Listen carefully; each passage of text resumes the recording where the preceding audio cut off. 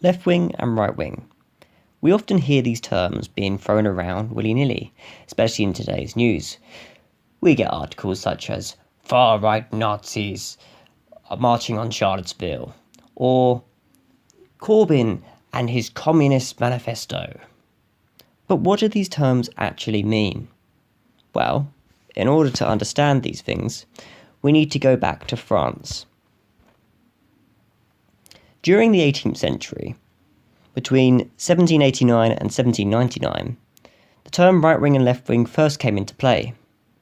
Europe at the time was going through what is referred to as the Enlightenment period. During this period, science, politics, and communication was radically changing due to new discoveries, reintroduction of past philosophers such as Plato and Aristotle that came from books from the East, the church losing its power over many states, and many wars that came around due to it. Before this time, the church and the idea of the divine right of kings was widely recognised, and therefore all acts, ideas, and philosophies that went against the church was quickly disregarded, and society itself was rather authoritarian. But back to the French Revolution. Though there are many causes for how it started, one of the biggest influence was due to the French economy. During the American Revolution, and the funds that were put into it, it resulted in higher taxation, along with a bad harvest, the people becoming more self-aware due to the self-enlightenment period. The lower classes, or to use Karl Marx's term, the proletariat, were becoming increasingly irritated with the upper-class bourgeoisie. Sorry if I butchered that word, can never pronounce it. The middle class, who basically the bourgeoisie, if you don't understand, were basically the middle class, or people who a little bit more money, but yeah, that's like an easy way of remembering it. But yeah, they were getting irritated with the bourgeoisie, or aristocrats, and the monarchy. And due to this time as well, wealth in general was, increasing. So even the peasants at the time actually owned most of their land, which was something I found was quite interesting. Anyway, this is where this saying also comes from, let them eat cake, from, again, I apologise if I mispronounce it, but Marie Antoinette pronounced it. Although apparently, fun fact, she didn't quite say it like that, but nevertheless, let them eat cake, this is where it comes from, this period. And it's a good way of summing up what the mindset of, the people who were higher up in society thought of the moment. They really weren't self-aware at all. And this is why the French Revolution happened. Due to the lives improving, the French, saw it as time to revolt and end the monarchy, basically. So what's the whole point of this story? Well, basically, the right-leaning party, or the term right comes from representing the aristocrats, and then the left wing were the commoners, the peasants, things like that.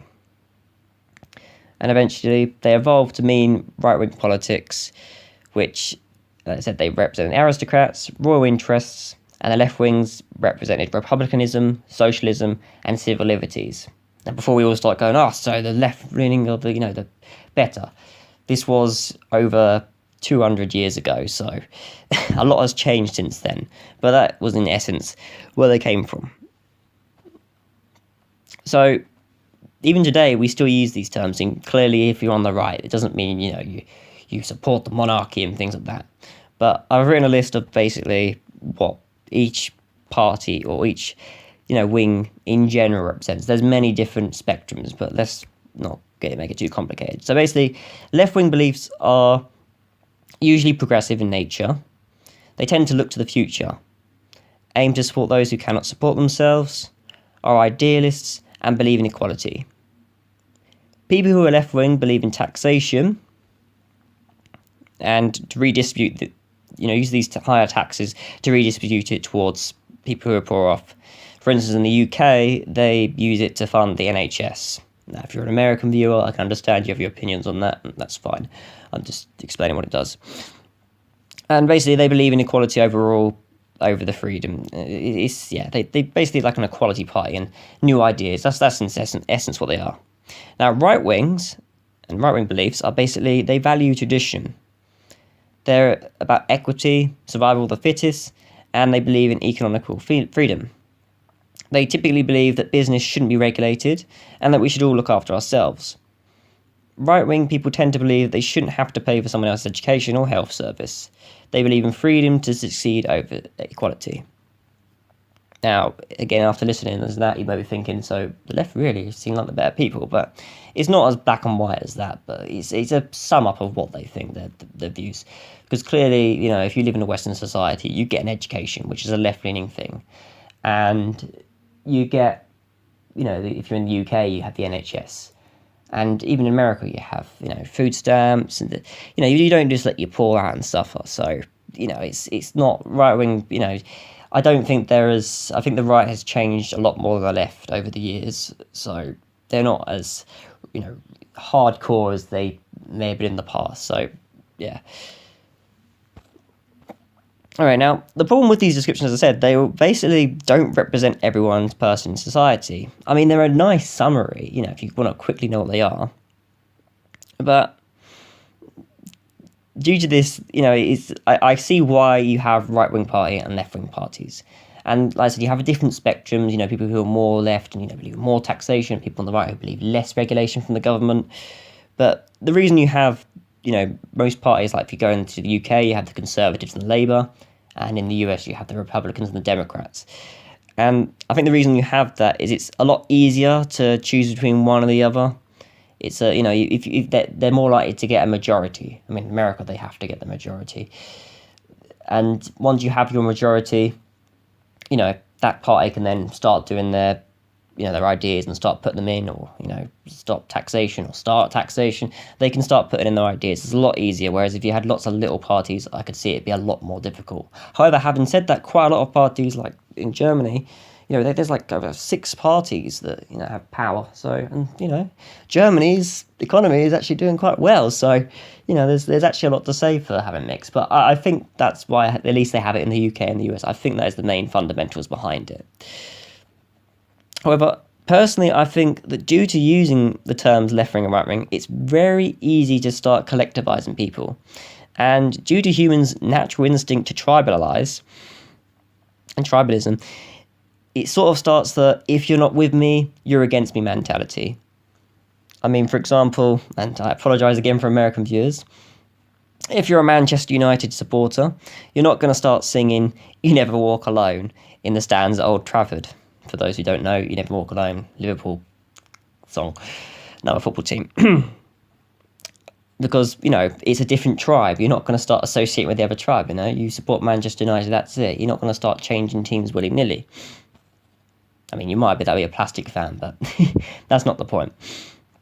So, now you know what each wings represent, generally, you have to choose your poison. Or do you? What I'd actually like you to get from this is perhaps seeing this, you might actually start to think that perhaps left and right wing system has run its course and we should end it. I mean, a good example is the Brexit vote.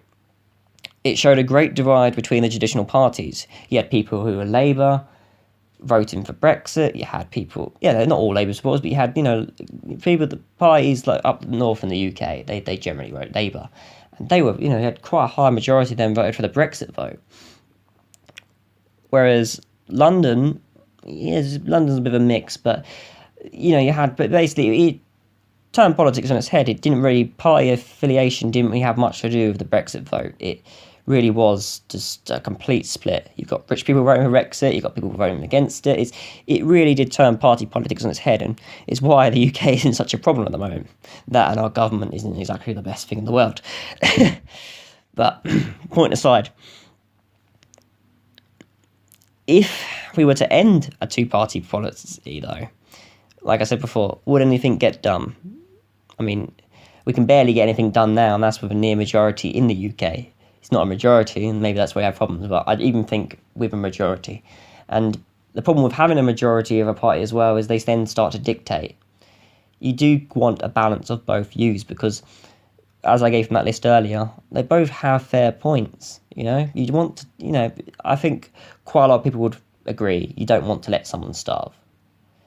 But at the same time, if you've worked for something that you put a lot of effort into it, you don't want to start going, right, well, I'm just going to take all that money now and give it to that person who's starving. I mean, you might want to do it for charity, and that's what a lot of Republicans actually say, we'll give our money to charity, and they give a lot of money to charity. But, well, the point is, they both have fair points. So, in conclusion, although I don't have any solutions, I hope that, at least by understanding the different parties and seeing their views, people can at least start to see where they're coming from. You don't have to agree with what they say. But remember, at the end of the day, it is only politics. Do you really want to start ending friendships because someone voted Republican at an election, or someone voted for the Labour Party? All they are different points of view. And I just think that perhaps, next time you disagree with someone, I just hope people start doing this, is just talk to them. Try and learn why they have their views. I mean, I've learned a lot from people just from talking to them. I'm quite introverted, but I've learned quite a lot of things just through talking to people and listening to things from different views. At first I was like, I'm not listening to them. But I thought, no, it's in order to have your own views, you need to be able to defend the alternative, or at least understand where they're coming from, because you can't make a rational decision if you just blindly support something without knowing what else is out there to offer. So what I would encourage you to do is perhaps just talk to someone who has a different view. You don't have to start a debate with them. Just listen to them, just understand why they have their views, and perhaps you might learn something. Anyway, I've taken enough of your time, so thanks for listening, and this has been The Healing Divide.